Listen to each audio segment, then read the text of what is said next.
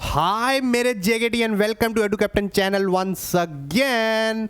तो भैया इकोनॉमिक्स को लेकर ना एक बहुत बड़ी कंफ्यूजन बच्चों के माइंड में रह जाती है, क्योंकि यार इकोनॉमिक्स जो है वो थ्योरी सब्जेक्ट है। तो सर आंसर कितने लिखें, कैसे लिखें, क्या आंसर होना चाहिए, ठीक है, उस सब के बारे में मैं आप लोगों को बताऊंगा विद प्रूफ। लेकिन एक छोटी सी स्टोरी सुन लो यार मेरी ना। देखो जब मैं एसआरसीसी गया ना तो वहां पर ना एक क्लास हुई हमारी, ठीक है।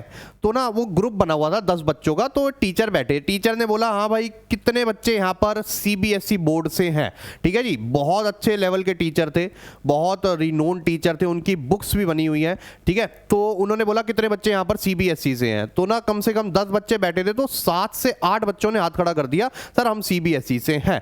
सर ने भाई साहब हमें लगा कुछ तारीफ करेंगे हमारी, भाई हेड्स ऑफ, सीबीएसई में आकर इतना कंपटीशन होगा, तुम यहाँ आगे ये वो।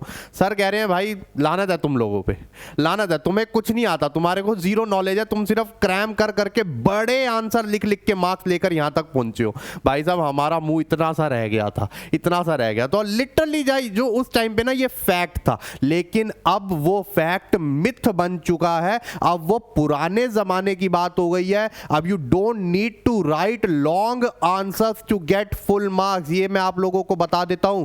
देखो क्या लिखा हुआ है, short answers is equals to full marks. Don't go for long answers, don't overwrite. Average marks लेने हैं तो ओवर राइट करो, भरो, एक एक पेज भरो, 1.5 पेज भरो। जो बच्चे बाहर आके ब्रैक करते हैं ना पेपर से कि सर हम तो 1.5 पेज भरा है, ओ भाई यार ये आंसर 6 नंबर में आया, तेरे भाई 2 से 3 पेज लिखाया, भाई कोई फायदा नहीं है उस चीज का। आज की डेट में कीवर्ड्स लिखने होते हैं आपको अपने आंसर की क्वांटिटी पे फोकस नहीं करना, क्वालिटी पे फोकस करना है, ठीक है। चलो स्टार्ट करते हैं। इस वीडियो में मैं सब कुछ आपको बताने वाला हूं, लेकिन उससे पहले भैया 2 बहुत इंपॉर्टेंट चीजें। जल्दी से जाकर ये जो है अकाउंट्स एंड इकोनॉमिक्स की महफिल नाम का जो टेलीग्राम चैनल जो है ना भैया, लिंक आपको डिस्क्रिप्शन में मिल जाएगा, उसको ज्वाइन कर लीजिए। सारी डिस्कशन ना भैया यहीं होने वाली है। मतलब मैं क्या बोलूं, मेरा परिवार यहां पर है अभी, मतलब मैं अपने घर वालों को टाइम नहीं दे पा रहा जितना मैं आप लोगों को पर दे रहा हूं। तो मेरा परिवार है यहां पर सब। देख लो कितनी डिस्कशन हो रही है डेली के बेसिस पे, जो है इस डिस्कशन ग्रुप पे जो है हजारों बेसिस पे मैसेज जो है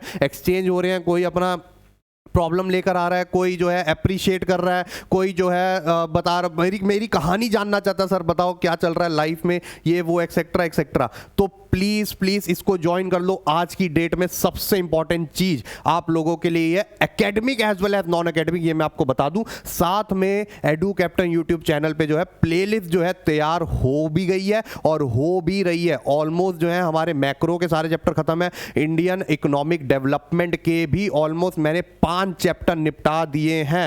ये देख लो ये भी चल चुका है, आज आ जाएगा। तो मेक श्योर भैया इसको भी अच्छे से फॉलो करो, ट्रैक रखो कौन सी वीडियोस आ रही हैं, जो कि अगेन आपको सारे अपडेट वहीं पर मिलने वाले हैं टेलीग्राम चैनल पे, ठीक है। चलो आ जाओ बैक टू द वीडियो। अच्छा ये सबको पता होगा ये क्या है, सबने देख लिया होगा, नहीं भी देखा तो ऊपर पढ़ते ही पता चल जाएगा। ये सीबीएसई का सैंपल क्वेश्चन पेपर है। क्या है, सैंपल क्वेश्चन पेपर। और साथ में अच्छा सीबीएसई को क्या जरूरत है, मार्किंग स्कीम रिलीज करने की, ठीक है। आंसर की रिलीज कर सकता है वो, मार्किंग स्कीम क्यों रिलीज करी। आंसर की में क्या होता है, ऑप्शन लिखे होते हैं और ये हिंट दी होती है इस थ्योरी क्वेश्चन में क्या लिखना है। उसने मार्किंग स्कीम क्यों दी, क्योंकि उसने आप लोगों को आइडिया दिया है भाई यही मार्किंग स्कीम ना चेकर्स को दी जाती है, ठीक है जी, और वो इसी में से चेक करते हैं। अब मैं आपको विद प्रूफ बताने वाला हूं, देख लो भाई कितना कैसे लिखना होता है। चलो आ जाओ स्टार्ट करते हैं। पहले एमसीक्यू को स्किप कर देते हैं, MCQ is not our objective here, ठीक है, वो तो भैया सिंपल ऑप्शन ही है, उसमें तो कुछ है नहीं ऐसा। चलो सबसे पहला क्वेश्चन, क्वेश्चन नंबर 11। देखो क्या क्वेश्चन है, current account deficit in an economy must be financed by corresponding capital account surplus, ठीक है। ये स्टेटमेंट दे दी कि करंट अकाउंट का जो डेफिसिट होता है आपका फॉरेन एक्सचेंज एंड बीओपी में, वो आपको कैपिटल अकाउंट के सरप्लस से जो है वो निकालना पड़ता है। Do you agree with the statement. ये बच्चों को बहुत प्रॉब्लम आती है, सर ये स्टेटमेंट वाले क्वेश्चन एग्री नॉट एग्री। भाई ये सबसे पहली बात ये समझ लेना, स्टेटमेंट वाले क्वेश्चन में आपका आंसर तभी ठीक होगा जब आपको इसके बारे में नॉलेज होगी। जिसको नहीं पता करंट अकाउंट क्या है, कैपिटल अकाउंट क्या है और ये इसका क्या लेना देना आपस में, वो कभी आंसर ठीक ही नहीं कर पाएगा, रीजनिंग भी सही से एक्सप्लेन नहीं कर पाएगा। तो मार्क्स मिलेंगे तो छोटे मोटे ही मिलेंगे, पूरे परफेक्ट नंबर वो 3 नंबर नहीं मिलेंगे, ये चीज मैं आपको बता देता हूं। तो इसीलिए पहले कंसेप्ट स्ट्रॉन्ग करो, अपने बेस बनाओ, रैपिड रिवीजन वीडियोस देखो, उसके प्रैक्टिस क्वेश्चंस करो, तब जाकर इस पे आना, ठीक है जी। तो current account deficit in an economy must be financed by corresponding capital account surplus. Do you agree with the statement. Yes we agree with the statement. अब जिन बच्चों के माइंड में इसका आंसर आ गया और वो पोथी लिखने की सोच रहे हैं पूरी, कोई जरूरत नहीं है, चलो आ जाओ आपके सामने मार्किंग स्कीम में देखो आंसर दिखाता हूँ। इतना सा आंसर है इनके। अब ये जो टाइप्ड है तो ये में भी छोटा लग रहा हो, लेकिन अगर आप लिखोगे भी ना इसको तो ये आधे पेज से ज़्यादा नहीं जाने वाला, ये मैं बता दूं। जो बच्चे सोच रहे हैं कि हमें करंट अकाउंट के बारे में लिख कर आएंगे, उसकी क्या ट्रांजैक्शन होती हैं उसके बारे में लिख कर आएंगे, कैपिटल अकाउंट में क्या ट्रांजैक्शन होती है उसके बारे में लिख के आएंगे, नहीं बीओपी की हम डेफिनेशन भी घुसा देंगे, जितना कंटेंट हो सके वो। ये वही बच्चे करते हैं जिनको आंसर का पता नहीं है, तो they just beat around the bush, ठीक है जी। मेन मुद्दे की बात पे नहीं आएंगे, बस उधर उधर की बातें करते रहेंगे कि भाई थोड़े बहुत टीचर जो है मार्क्स दे देगी बीओपी वर्ड देख के, करंट अकाउंट देखकर, ऐसा नहीं है, ठीक है जी। अगर परफेक्ट मार्क 80/80 की जिम्मेदारी मेरी है तो मेरे को गाइड करना, ये मेरी रिस्पॉन्सिबिलिटी आप लोगों को गाइड करना। तो yes the statement can be agreed upon, सीधा लिखा है उसने, यस स्टेटमेंट भी नहीं लिखी, yes the statement can be agreed upon. Sense हमें ये अच्छे से पता कि बीओपी जो है अकाउंटिंग सेंस में होता है, मतलब उसका जो लास्ट में बैलेंस है वो जीरो ही आना चाहिए। तो since in accounting sense current account plus capital account is equals to 0, तो इसका मतलब ये सिंपल सी बात है, करंट अकाउंट जो है उसका कोई भी नेगेटिव आएगा तो वो करंट कैपिटल अकाउंट के प्लस से आपस में सेट ऑफ होकर 0 ही आना चाहिए, या अगर करंट अकाउंट का सरप्लस पॉजिटिव आया तो यहां पर नेगेटिव आकर वो इन्वेस्ट कर देंगे तो वो 0 ही आना चाहिए, ठीक है। If an economy is facing the situation of A current account deficit, the same must be finance through surplus in capital account. CAD may be set of through net capital inflow. अब वो deficit हम कैसे set of कर सकते हैं, जैसे कि हम अपना कोई एसेट बेच देंगे, जैसे हम बाहर से बोरो कर लेंगे, ठीक है जी। May be instrumental in balancing CAD in balance of payment account, बस छुट्टी, कोई लंबी चौड़ी गेम नहीं। कोई सीएडी क्या होता है, कैपिटल अकाउंट डेफिसिट क्या होता है, उसमें कौन कौन सी ट्रांजैक्शन आती है, कोई कुछ नहीं लिखा, to the point perfect answer. और टीचर्स पता है ये पॉइंट्स आपके ढूंढती है, आपके आंसर में नहीं मिलते हैं ना तो वो एवरेज मार्क्स देगी।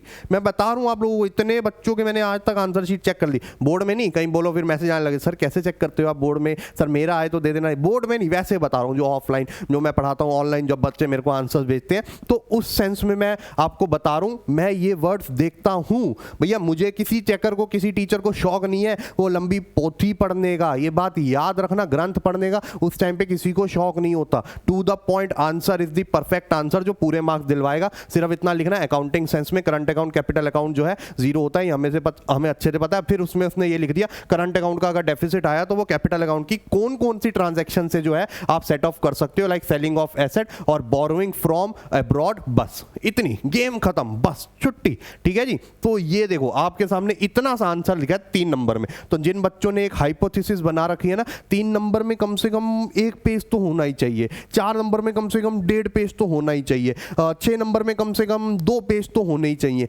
भाई छोड़ दो उन चीजों को, पेपर छूट जाएगा, बिलीव मी। आज तक हिस्ट्री में इको का पेपर लेंदी नहीं आया, लेकिन जिन बच्चों का इको का पेपर भी छूट जाता है ना, जो बोलते हैं हमारा टाइम पे पूरा नहीं हो रहा, वो इसकी वजह से हो रहा है, जो इतने लंबे लंबे ग्रंथ लिख के आते हैं। ये चीज आप लोग मत कीजिएगा, मैं दोबारा बता रहा हूं, do not overwrite the answers, to the point perfect answer. मेरी टीचर हमेशा एक बात कहती थी कि भाई परफेक्ट आंसर लिख, और वो जो परफेक्ट आंसर है वो ऐसा लिखना तूने कि भाई सामने वाला जो तेरा जो चेकर है वो छोटा भाई या बहन है, तो उसको समझा। किसी कोई इंटरेस्ट नहीं होता अपने छोटे भाई बहन को पढ़ाने में, फैक्ट की बात है, क्योंकि कोई ऐसा टीचर वाली रिस्पेक्ट नहीं मिलती, घर की मुर्गी दाल बराबर वाला सीन होता है। तो आप सिर्फ उसको टू द पॉइंट पढ़ाते हो, पढ़ लेना यार यही तो लिखा है, तो बस ऐसे ही आप लोगों ने आंसर करना है, ठीक है जी, इधर उधर की बातें नहीं करनी है। उसके बाद चलो एक और क्वेश्चन देखते हैं हम ऐसे, ठीक है। अभी इंडियन इको पे भी आऊंगा, टेंशन मत लेना। ये देखो, ये वो है, अच्छा ये देखो, state the meaning of the following.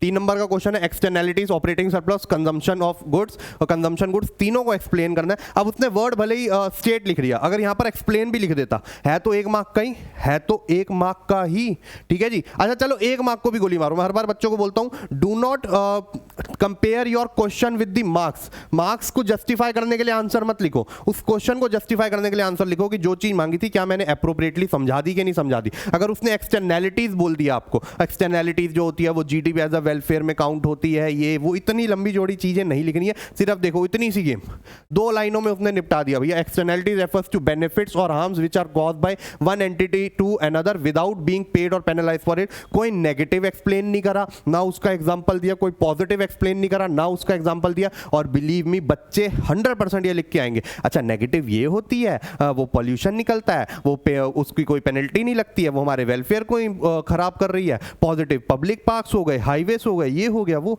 कुछ मांगा ही नहीं भाई, उसने एक्सटर्नैलिटीज मांगा, उसने आगे टाइप बोला, उसने आगे एग्जाम्पल बोले, नहीं बोले तो क्यों जबरदस्ती भैया।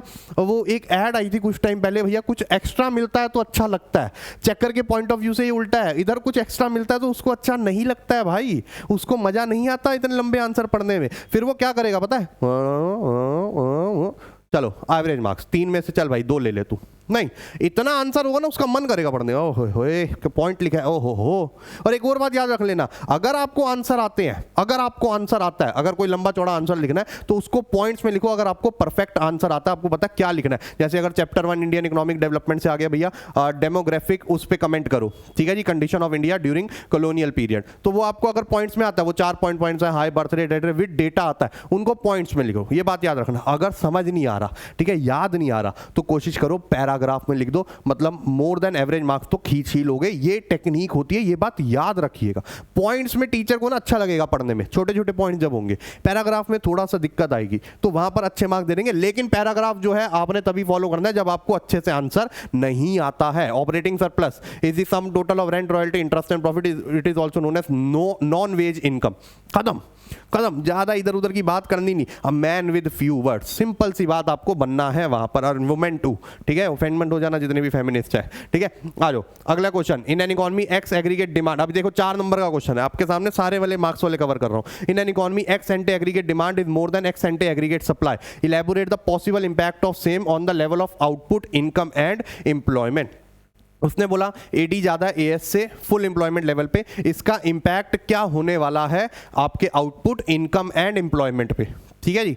ये रहा आपका आंसर, ठीक है, ये पहले ये रहा आपका आंसर। इतना सा है 4 number. When AD is more than AS it means that households are planning to consume more than what firms are expecting them to. अगर यही 3 नंबर में होता वो ये भी ना लिखता, ये भी ना लिखता। 4 नंबर में उसने शुरू में बस ये बता दिया कि जब एडी ज्यादा होता है एएस से, तो इसका मतलब होता है कि जो हाउस होल्ड्स हैं वो ज्यादा खर्च करने की सोच रहे हैं, और जो सप्लायर्स हैं वो इतना प्रोडक्शन करने की सोच ही नहीं रहे हैं। This will lead to unintended fall in inventories, inventories जो है गिरने लग जाएंगी, शॉर्ट पड़ जाएंगी इन्वेंट्रीज, ठीक है, जब एएस कम होती है एडी से। To restore the desired intended level of inventories, producer में expand the production, as a result there will be increase in level of output, employment and income in the economy. अच्छा एक और बात यहां पर मैंने अपनी तरफ से ऐड कर दिया, तो सॉरी फॉर दैट। यहां पर उसने कहीं पर भी फुल एम्प्लॉयमेंट नहीं लिखा, उसने सिर्फ ये लिखा है जब एडी ज्यादा होता है इससे तब बताओ। अगर वो फुल एम्प्लॉयमेंट लिखता तो आउटपुट बढ़ नहीं सकता था, ठीक है जी, आपकी एम्प्लॉयमेंट बढ़ नहीं सकती थी और इनकम बढ़ नहीं सकते थे, अल्टीमेटली प्राइसेस बढ़ते। लेकिन यहां पर उसने ये चीज नहीं लिखी थी,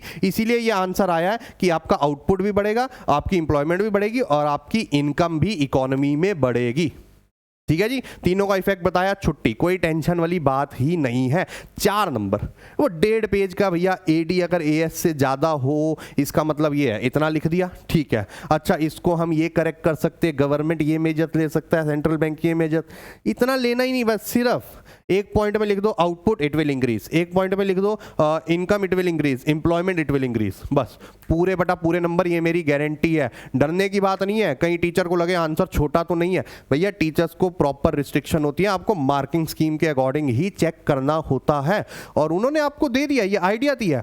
कई बच्चे ये सोचते नहीं है कि भैया सीबीएसई मार्किंग स्कीम क्यों दे रहा है, so that it can give idea कि भैया हमारी शीटें मत वेस्ट करो तुम बड़ा बड़ा आंसर लिखने की, अल्टीमेटली पेपर वेस्ट कर रहे हो तुम, कुछ होना नहीं वाला, इतने में ही फुल मार्क्स मिल जाएंगे, ठीक है। देखो अगला क्वेश्चन क्या था उसके बाद, with an objective to reduce inflation Reserve Bank of India में promote commercial banks to park their surplus fund with it. तो वो कैसे करता है ये हमें अच्छे से पता गया, जब भी कमर्शियल बैंक सेंट्रल बैंक के पास पैसा जमा कराते हैं तो उनको एक इंटरेस्ट मिलता है जिसको बोलते हैं रिवर्स रेपो रेट। तो वो रिवर्स रेपो रेट के बारे में पूछ रहा है, उसका लॉजिक पूछ रहा है ऐसा क्यों किया होगा। तो रिवर्स रेपो रेट को एक लाइन में पहले बता दिया वो होता क्या, बस कुछ भी नहीं। उसके बाद in order to decrease inflation in economy RBI में increase the reverse repo rate, उसका इंपैक्ट बता दिया, उसका इफेक्ट बता दिया, क्योंकि जब भी रिवर्स रेपो रेट इंक्रीज होगा तो कमर्शियल बैंक ज्यादा से ज्यादा पैसा है सेंट्रल बैंक के पास जमा कराएंगे, और फिर पब्लिक के लिए लोन कम बचेगा जिससे क्रेडिट कम जाएगा, और अल्टीमेटली एडी कम हो जाएगा और इन्फ्लेशन कर्व हो जाएगा। बस इतनी सी चीज लिखी, 4 नंबर पूरे होने वाले हैं। चलो एक 6 नंबर का क्वेश्चन देख लेते हैं, फिर इंडियन इकोनॉमिक्स पे आते हैं।